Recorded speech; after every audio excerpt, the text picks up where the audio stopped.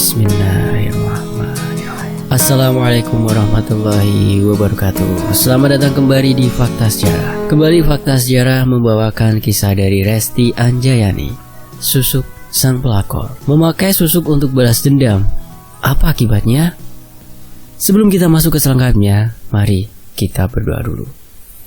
A'udzu bikalimatillahit tammati min syarri ma khalaq. Bismillahirrahmanirrahim. Allahumma sholli ala sayyidina Muhammad sallallahu alaihi wasallam. Ini dia selengkapnya.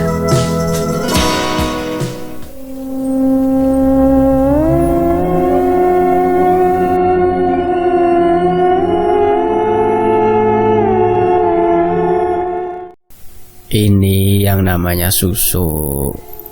Tutur seorang laki-laki parubaya yang bernama Mbah Romo sambil mengeluarkan benda dari kotak berwarna hitam. Aku memperhatikan masing-masing bentuk susuk tersebut. Kulihat susuk itu bentuknya kurang lebih seperti jarum, namun warnanya berbeda-beda. Ada yang berwarna emas, perak, tembaga, dan berkilau. Kok warnanya berbeda, Mbah? Tanyaku heran. Setiap susuk ini fungsinya berbeda. Tapi kalau kamu ingin yang paling ampuh untuk menjerat dan memikat seorang laki-laki agar bertekuk lutut padamu, sebaiknya kamu memilih susuk berlian ini, kata Mbah Romo menunjuk sebuah susuk yang warnanya putih berkilau. Baik Mbah, berapa harganya? Tanyaku. 100 juta. Kata Mbah Romo menyebutkan angka yang sangat fantastis menurutku. Aku terperanjat kaget mendengar nominal uang yang disebutkan Mbah Romo. Dari mana aku mempunyai uang sebanyak itu? Saat ini aku hanya mempunyai uang 10 juta. Itu pun hasil meminjam pada temanku separuh. Perkenalkan, namaku Susanti. Saat ini aku bekerja sebagai pelayan di sebuah restoran. Umurku 25 tahun. Saat ini aku sedang mengincar seseorang laki-laki yang sudah mempunyai istri, yang tak lain dia adalah bosku sendiri. Laki-laki yang memiliki sebuah restoran ternama di kota Surabaya itu memang mempunyai seorang istri, tapi di balik itu semua ada masa lalu kelam yang menimpa keluargaku yang disebabkan oleh dia dan istrinya. Sehingga aku bertekad untuk memikatnya dan mendatangi seorang dukun yang dikenalkan oleh sahabatku yang bernama Lina. Atas usulan sahabatku Lina yang bekerja sebagai akhirnya aku menggunakan cara yang tidak lazim untuk menjerat Pak Andi. Dengan berbekal uang 10 juta hasil mengumpulkan uang gajiku selama bekerja dan pinjaman dari Lina, aku pun langsung menemui seorang dukun kenalan Lina yang dipercaya mampu mengatasi permasalahanku. Gimana ini Lin? Uangku cuma ada 10 juta, kataku berbisik pada Lina. Ya sudah, kamu pakai susu emas saja dulu. Itu juga lumayan ampuh kok, jawab Lina. Mendengar percakapanku dengan Lina, Mbah Romo tersenyum sambil memegang janggutnya yang sudah berwarna putih. Jadi bagaimana? Tanya Mbah Romo. Saya cuma ada uang 10 juta Mbah. Sebenarnya saya ingin langsung memakai susuk berlian, tapi uangnya tidak cukup, kataku. Mbah Romo langsung menatapku. Dia memperhatikanku dari ujung rambut hingga ujung kaki. Tatapannya membuatku takut. Dia seperti hendak memakanku saja. Bisa saja kamu memasang susuk berlian ini dengan uang 10 juta. Tapi ada syarat lainnya, kata Mbah Romo tersenyum menyeringai. Apa syaratnya Mbah? Tanyaku antusias. Saya tahu kamu belum pernah disentuh oleh laki-laki manapun. Apa kamu mau berhubungan badan dengan saya? Hasilnya sudah dipastikan akan sangat manjur jika kamu memakai susuk berlian ini, kata Mbah Romo. Mendengar penuturan Mbah Romo, aku terhenyak kaget. Bagaimana bisa aku menyerahkan mahkotaku pada lelaki tua bangka ini? Pikirku. Aku dan Lina saling berpandangan. Gimana, San? Tanya Lina yang melihatku kebingungan. Demi tujuanku yang sebenarnya untuk balas dendam, akhirnya aku menerima syarat yang sangat berat dari Mbah Romo. Aku ingin hasil yang maksimal agar tujuanku segera tercapai. Gila? Iya, memang aku sudah digelapkan mata karena peristiwa masa lalu itu, sehingga aku mengorbankan hal yang sangat berharga dalam hidupku. Lina mencoba mencegahku, tapi tekadku sudah bulat. Aku tidak ingin menundanya lebih lama lagi. Akhirnya aku memberikan kehormatanku pada Mbah Romo.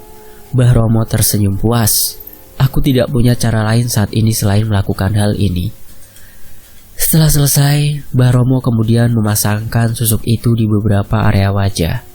Mulai dari samping mata yang bertujuan agar menarik perhatian saat lelaki melihatku. Kemudian di bibir agar senyumanku terlihat menawan. Perlahan-lahan jarum seukuran 1 cm itu dimasukkan ke dalam kulitku.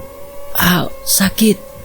Aku meringis kesakitan saat jarum itu ditancapkan ke dalam kulitku. Namun, aku menahan segala rasa sakit itu karena aku sudah melangkah sejauh ini. Aku tidak mau semuanya sia-sia. Setelah selesai dipasangkan, aku kemudian dimandingkan dengan bunga 7 rupa dengan tujuan agar tubuhku tercium harum saat berdekatan dengan laki-laki yang aku sukai. Aku mulai seperti ada yang masuk ke dalam tubuhku yang membuatku bergetar hebat. Melihat hal itu, Lina tampak sangat khawatir. Kamu gak apa-apa kan, San? Tanya Lina khawatir. Aku gak apa-apa kok, Lin, jawabku sambil mencoba tersenyum. Sebenarnya aku merasakan sakit di sekujur tubuhku saat ini, tapi mengingat peristiwa dulu, rasanya jauh lebih sakit. Aku sudah tidak sabar ingin segera bertemu dengan Pak Andi nanti dan melihat bagaimana reaksinya saat melihatku setelah memakai susuk ini. Akan kubalaskan dendamku yang sudah tersimpan sejak bertahun-tahun lamanya. Sebelum berpamitan pulang, Mbah Romo memberikan penjelasan mengenai pantangan apa saja yang tidak boleh aku lakukan selama memakai susuk itu. Ingat, kamu tidak boleh memakan sate yang ditusuk, tidak boleh beribadah dan menyebut nama Tuhan, serta siap menerima segala resikonya nanti, kata Mbah Romo. Baik, Mbah, jawabku. Oh iya, satu lagi. Sebagai hadiah karena kamu telah memberiku kepuasan hari ini, aku akan memberikan sesuatu untukmu, kata Mbah Romo lalu memberikan sebuah wadah kecil yang antik dan isinya adalah bedak. Bedak? Ini untuk apa, Mbah? Tanyaku heran. Pakai bedak ini agar wajahmu terlihat semakin cantik dan lelaki yang ingin kau pikat akan semakin tergila-gila padamu, kata Mbah Romo. Aku pun menerimanya dan berpamitan pulang. Aku berjalan dengan langkah gontai karena perlakuan Mbah Romo padaku tadi. Aku gak nyangka kamu bisa berbuat senekat ini, kata Lina saat kami sedang di perjalanan pulang. Ya mau gimana lagi, Lin? Aku sudah lama sangat menyukai Pak Andi. Tapi mana mungkin dia melirik pegawai sepertiku jika tidak memakai susuk ini, kataku berbohong. Tenang saja, setelah ini pasti Pak Andi langsung kelepek-lepek saat melihat kamu, kata Lina sambil tertawa. Aku dan Lina memang bersahabat. Kami dulu satu sekolah waktu di SMA, hingga akhirnya kami bertemu lagi saat masing-masing sudah merantau untuk bekerja dan menjadi tulang punggung keluarga. Karena terhimpit kemiskinan, akhirnya Lina terjebak pada dunia malam, sementara aku bekerja sebagai pelayan restoran dengan sebuah tujuan. Sebagai wanita malam, akhirnya Lina menempuh jalur sesat untuk mendapatkan banyak pelanggan, sehingga dia sekarang mempunyai uang yang cukup banyak dan membantu keluarganya di kampung. Sementara aku merantau ke sini untuk membalaskan dendamku pada pria yang sudah beristri itu, sehingga akhirnya mengikuti jalan sesat yang ditempuh Lina. San, kita shopping dulu yuk, biar aku yang traktir, kata Lina. Sebenarnya aku masih merasakan lelah dan sakit di sekujur tubuhku, tapi aku tidak enak menolak ajakan Lina. Kami pun pergi ke sebuah pusat perbelanjaan untuk membeli sejumlah pakaian dan sepatu. Lina membeli baju yang minim dan seksi. Entah kenapa dia masih saja menggeluti pekerjaan itu, meskipun sekarang sudah mempunyai uang yang cukup. Ada semacam ketagihan saat melakukan hal terlarang itu bersama pelanggannya, kata Lina menuturkan. Ketika kami sedang berbelanja di mall, ada banyak yang melihat ke arahku dan Lina. Banyak di antara mereka yang mengajak kami berkenalan maupun meminta nomor handphone untuk berhubungan lebih lanjut. Lina memberikan nomor handphonenya pada setiap laki-laki yang mengajak kami berkenalan. Setelah selesai berbelanja, aku diantarkan oleh Lina pulang ke kosan. Kamu lihat kan, San? Banyak laki-laki yang terpesona padamu sekarang. Pasti Pak Andi juga akan langsung jatuh hati setelah melihatmu nanti, kata Lina. Iya, Lin, aku percaya. Tadi mendadak banyak banget laki-laki yang melirikku, jawabku. Terus kenapa kamu gak layani saja mereka? Siapa tahu salah satu dari mereka lebih kaya dari Pak Andi, kata Lina. Aku gak mencari kekayaan, Lin. Tapi aku ingin mendapatkan Pak Andi untuk balas dendam padanya dan istrinya, kataku yang akhirnya berkata jujur. Balas dendam?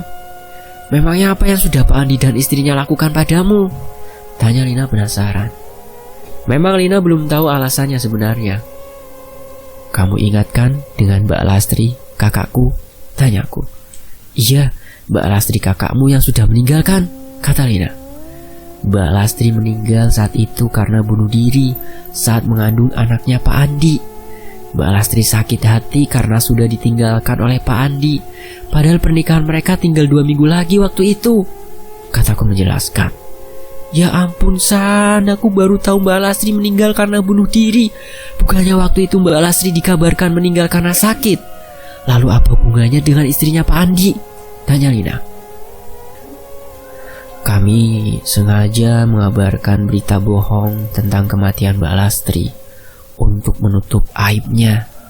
Istrinya Pak Andi yaitu Bunia adalah orang yang merebut Pak Andi dan menyebabkan pernikahan mereka gagal. Bunia adalah teman dekatnya Mbak Lastri waktu itu. Dia sudah memfitnah Mbak Lastri dan mengatakan bahwa Mbak Lastri sudah pernah ditiduri bukan oleh Pak Andi saja, sehingga menyebabkan Pak Andi membatalkan pernikahan yang tinggal sebentar lagi. Lalu Bunia mendekati Pak Andi dan akhirnya justru mereka yang jadi menikah, kataku menjelaskan. Tanpa terasa air mataku menetes saat mengingat kejadian 8 tahun silam itu. Kamu sabar ya, San. Kalau kamu butuh bantuan hubungi aku siap bantu kamu, kata Lina. Terima kasih banyak ya, Lin, ucapku. Sementara itu di sisi lain, kupandangi wajahku di depan kaca rias. Terasa beda, begitu asing. Siapa dia? Hanya berbekal dembul bedak yang diberikan Baromo tadi siang membuat wajah ini jadi pangling. Tidak seperti wanita-wanita lain yang berbahagia saat menatap dirinya di pantulan cermin, berlenggak-lenggok memotret diri untuk dibagikan ke sosial medianya. Tapi tidak denganku. Perasaanku berbeda. Ini hal paling memuakkan seumur hidupku. Tak ada senyuman, tak ada kebahagiaan, hanya kesedihan tersemat di balik riasan sempurna. Malam ini tepat 8 tahun yang lalu kejadian naas menimpa keluargaku. Kakak kandungku tewas bunuh diri saat hamil muda karena kekasihnya direbut oleh wanita lain. Wanita itu tidak lain adalah sahabatnya sendiri. Sakit? Dendam? Iya, itulah yang aku rasakan saat mengingat kejadian itu. Setiap malam kejadian itu terus saja membayangiku dan inilah saatnya orang itu akan merasakan akibat dari perbuatan mereka. Pelakor? Ya, mungkin sebutan itu yang cocok untukku nantinya, tapi aku sudah menyiapkan lahir batinku untuk ini. Untuk membalas kematian kakakku. Tidak peduli apa kata orang nanti. Yang terpenting sekarang adalah aku harus membalaskan rasa sakit hati kakakku. Kupandangi sebuah foto yang sudah lusuh karena sudah dimakan waktu. Foto Mbak Lastri bersama sahabat yang sudah merebut calon suaminya dengan sengaja, sehingga menyebabkan batalnya pernikahan Mbak Lastri. Kemarahanku semakin membuncah setiap kali melihat foto itu. Lihat saja, Aku akan menghancurkan hidup kalian. Sementara itu, hari ini aku bekerja seperti biasa di restoran. Dengan menggunakan pakaian seragam, aku mendandani diriku agar terlihat cantik. Setiap hari Minggu, biasanya jadwal Pak Andi datang ke restoran untuk mengecek segala sesuatunya. Aku tidak boleh menyanyiakan kesempatan ini. Saat pertama kali aku masuk ke dalam restoran, beberapa teman karyawan laki-lakiku langsung menatap dan memperhatikan aku. "San, hari ini kamu terlihat berbeda," kata Bayu. "Beda gimana?" "Kamu kelihatan lebih cantik," kata Bayu. Aku hanya tersenyum menanggapi perkataan Bayu, meski banyak yang membicarakan penampilanku saat ini. Suasana restoran semakin ramai, banyak pengunjung yang berdatangan, apalagi hari libur seperti ini. Beberapa dari pengunjung juga sempat mencoba menggodaku. Ternyata susuk ini memang sangat ampuh, terbukti dengan perubahan banyak orang saat melihatku. Singkat cerita, hari sudah sore. Aku terus memperhatikan kesana kemari menunggu Pak Andi datang. Tidak lama kemudian, terlihatlah laki-laki itu datang dengan penuh wibawa. Pak Andi berusia sekitar 35 tahun saat ini, tapi penampilannya masih terlihat tampan dan modis. Aku merapikan pakaianku dan menghampirinya. Pak Andi sedang berbincang-bincang dengan salah satu karyawan di sini. Aku pun memberanikan diri untuk menghampirinya. "Maaf Pak, saya boleh berbicara sebentar?" tanyaku. Pak Andi melihat ke arahku. Ekspresinya langsung berubah. Dia seperti terpana saat melihatku. Pak Andi menyuruh karyawan tadi pergi, sehingga kami hanya berbicara berdua saat ini. "Iya boleh, ada apa?" tanyanya sambil tersenyum ramah. Baru pertama kali kami berbicara berdua karena biasanya dia disibukkan dengan urusannya, sementara itu aku tidak berani mendekatinya selama ini. "Saya mau pulang Pak, saya merasa tidak enak badan," kataku berpura-pura mencari alasan yang sebenarnya tidak masuk akal, karena biasanya ada karyawan lain yang menangani izin seperti ini. "Oh iya boleh. Nama kamu siapa?" tanya Pak Andi. "Nama saya Santi Pak," jawabku. "Ya sudah, kamu boleh pulang.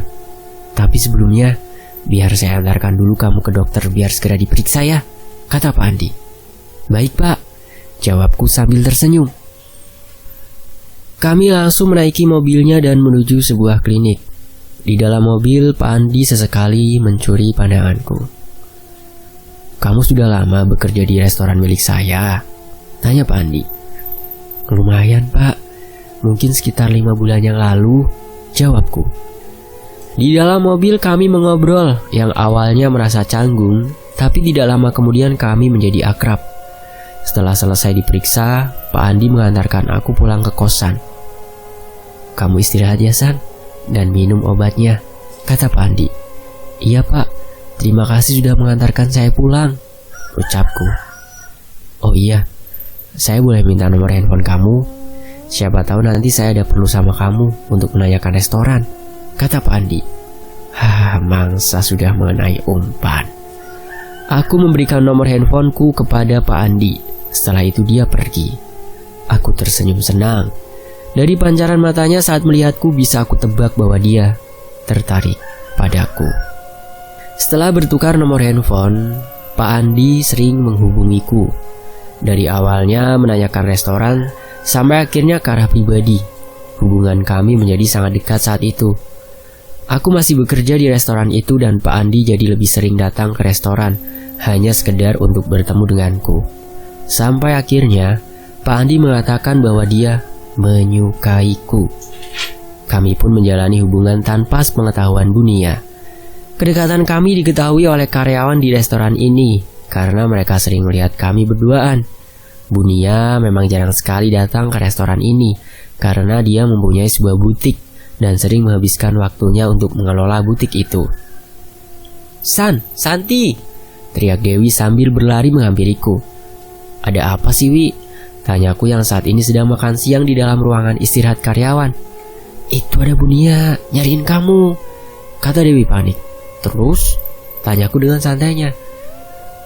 Aku yakin Bunia akan melabrakku saat ini. karena ada salah seorang pelayan restoran kepercayaan Bunia yang melaporkan perselingkuhanku dengan Pak Andi padanya. Dia kayaknya marah, San. Kamu ada masalah dengan Bunia? Tanya Dewi penasaran. Belum sempat aku menjawab, Bunia sudah terlihat datang dengan wajah penuh amarah. Kulihat wanita itu lebih cantik dari dulu. Mungkin karena dia terlihat lebih terawat karena bersuamikan orang kaya. Sepertinya dia sekarang tidak mengenaliku saat ini karena penampilanku dulu sangat tomboy, jauh berbeda dengan sekarang yang sangat feminim. Apalagi kami sudah tidak bertemu selama 8 tahun. Jadi kamu yang namanya Santi? Tanya Bunia. Iya, jawabku singkat. Kamu memiliki hubungan apa dengan suami saya? Tanya Bunia geram. Saya pacarnya, memangnya kenapa? Jawabku dengan lantang. Kurang ajar. Bunia langsung mencoba menjambak rambut, namun segera aku tepis. Bu, jangan berani-berani ya menyentuh saya, teriakku. Apa mau kamu, Uangnya banyak. Dasar pelakor murahan, kata Bunia mencaciku. Harusnya aku yang mengatakan hal itu padamu, sialan, gumamku dalam hati. Dewi terbelalak kaget melihat perubahan sikapku sekarang, karena biasanya aku jarang berbicara, jauh berbeda dengan sekarang. Suami ibu yang ngejar-ngejar saya, jadi semuanya bukan salah saya, kataku membela diri. Mendengar perkataan itu, Bunia sangat geram. Gak mungkin, pasti kamu yang menggodanya, kata Bunia berapi-api. Saat Bunia masih memarahiku, datanglah Pak Andi. Hentikan! Kamu ini apa-apaan sih? Teriak Pak Andi. Melihat kedatangan Pak Andi, kemarahan Bunia semakin membara. Tega sekali kamu ya, menduakan aku dengan wanita ini, kata Bunia sambil menunjuk padaku. Ayo kita pulang, ini itu bukan tempat bertengkar, kata Pak Andi sambil menarik tangan Bunia. Tidak, sekarang kamu putuskan hubungan dengan wanita ini dan pecah dia, kata Bunia meninggikan suara. Pulang sekarang juga atau aku akan ceraikan kamu, ancam Pak Andi. Melihat pertengkaran mereka, aku tersenyum puas. Ini hanya permulaan. Aku akan membuat mereka jauh lebih menderita, gumamku dalam hati. Setelah mendengar suaminya mengancam akan menceraikannya, Bunia melemah. Dia tampak takut pada ancaman Pak Andi. Bunia menuruti perkataan Pak Andi dan ikut pulang. Kamu tenang di sini ya sayang, jangan hiraukan perkataan dia, kata Pak Andi padaku. Aku mengangguk dan tersenyum. Melihat suaminya memanggilku dengan sebutan sayang, air mata Bunia mengalir deras di pipinya yang memerah karena menahan amarah dan rasa sedih. Melihat hal itu, aku sangat puas karena bisa membalaskan dendamku sedikit demi sedikit. Bunia pun pergi diantarkan oleh Pak Andi. Bunia berlalu dengan menangis. San, kamu beneran selingkuh sama Pak Andi? Tanya Dewi yang sedari tadi dia melihat pertengkaranku dengan Bunia. Iya, jawabku singkat. Ya Allah San, kok kamu tega sih? Pak Andi kan sudah punya istri, kasihan Bunia, kata Dewi menasehatiku. Sudah Lawi, ini bukan urusanmu, kataku tidak ingin Dewi ikut campur. Emang sih ini bukan urusanku, tapi aku cuma mengingatkan karena kamu sahabatku di sini. Aku tidak mau kamu nantinya kena karma karena telah merebut suami orang, kata Dewi. Karma? Justru itu karma untuk dia, kataku kesal. Maksud kamu apa? Tanya Dewi heran. Sudahlah, aku minta kamu gak usah ikut campur urusanku, kataku sambil berlalu meninggalkan Dewi. Dewi hanya menghela nafas panjang saat melihat perubahanku yang sangat drastis. Aku kembali bekerja seperti biasa melayani pengunjung yang datang ke restoran. Semua karyawan di sini saling berbisik-bisik di belakangku. Pasti mereka membicarakan perselingkuhanku dengan Pak Andi, tapi aku tidak peduli. Waktu pulang pun tiba.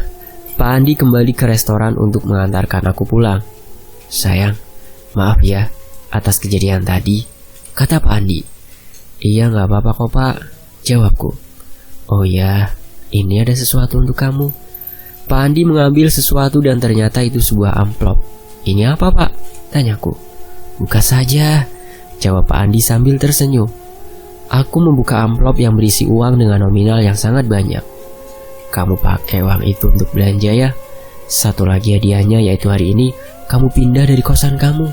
Saya sudah menyiapkan apartemen untuk kamu tinggal, kata Pak Andi. Sesampainya di kosan, aku langsung mengemasi barang-barangku malam ini juga. Lalu aku diantarkan ke apartemen yang sudah Pak Andi siapkan.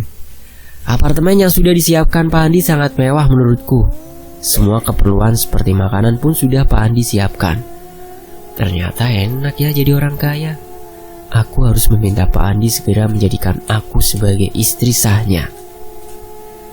Setelah membantuku membawa barang bawaan dan mengemasinya, Pak Andi tiba-tiba saja memelukku dari belakang. Aku sempat kaget dan mencoba menghindar, namun Pak Andi semakin mendekatiku dan menatapku. Dia kemudian memegang tanganku dan hendak mencumbuku, namun lagi-lagi aku menghindarinya. Maaf ya San, saya tidak bisa menahan diri saya. Kamu sangat cantik sekali malam ini, kata Pak Andi. Dasar buaya. Dia langsung saja menyosor ke malam ini. Aku tidak boleh lengah, apalagi sampai hamil anaknya dalam keadaan tidak punya status sebagai istri sahnya, umpatku dalam hati. Pak Andi boleh melakukan hubungan itu dengan saya, tapi sebelumnya saya ingin Pak Andi menjadikan saya sebagai istri sah. Saya gak mau nanti kalau saya hamil terus tidak ada yang tanggung jawab, kataku. Mendengar perkataanku, Pak Andi terdiam. Dia sepertinya sedang berpikir. Jadi gimana Pak? Atau kita akhiri saja hubungan kita? Kataku mengancam. Jangan San, baik, saya akan bicara pada Nia dan segera mempersiapkan pernikahan kita. Kamu jangan akhiri hubungan kita ya sayang, kata Pak Andi merayuku. Lalu bagaimana kalau Bu Nia tidak setuju dengan pernikahan kita? Tanyaku. Saya akan menceraikannya dan memilih menjadikan kamu sebagai istri saya satu-satunya, kata Pak Andi. Baiklah, saya tunggu keputusannya besok, kataku. Iya, saya janji, kata Pak Andi. Hari sudah larut malam. Pak Andi pulang dari apartemen dan berjanji akan segera menikahiku. Sementara itu, aku ke kamar mandi untuk membersihkan diri sebelum tidur. Aku menyalakan shower dan mulai membasahi tubuhku dari ujung kepala sampai ujung kaki. Brr, lampu kamar mandi tiba-tiba saja mati dengan sendirinya, membuatku kaget. Apa mungkin lampunya rusak? Aku meraba-raba dinding untuk mencari pintu keluar. Brr. Belum sempat aku menemukan pintu keluar dari kamar mandi, lampu itu sudah menyala kembali. Aku buru-buru mengambil handuk dan menyudahi mandiku. Sepertinya lampu kamar mandi itu rusak. Besok aku akan menyuruh orang untuk menggantinya. Aku pun keluar dari kamar mandi dan memakai baju tidur. Kemudian aku bercermin dan menyisir rambutku yang masih basah karena habis keramas. Kamu yang tenang ya Mbak, aku akan membalaskan sakit hatimu dulu, kataku berbicara sendiri. Tiba-tiba saja dari bayangan cermin aku melihat sekelebat bayangan hitam melintas di belakangku, membuatku sangat kaget. Sontak aku langsung membalikkan badanku dan melihat ke belakang, namun tidak ada siapapun. Bulu kuduku merinding seketika. Siapa yang tadi lewat di belakangku? Apakah kodam dari sosok itu? Cari tahu di bagian berikutnya ya. Dan terima kasih sudah menyimak kisah ini di sini. Mampir juga ya ke channel Cadangan Mimin. Itu di layar akhir ada, tinggal disentuh saja. Nanti akan langsung masuk ke channel Cadangan Mimin. Saya pamit undur diri dan wassalamualaikum warahmatullahi wabarakatuh. Tetap di Fakta Sejarah.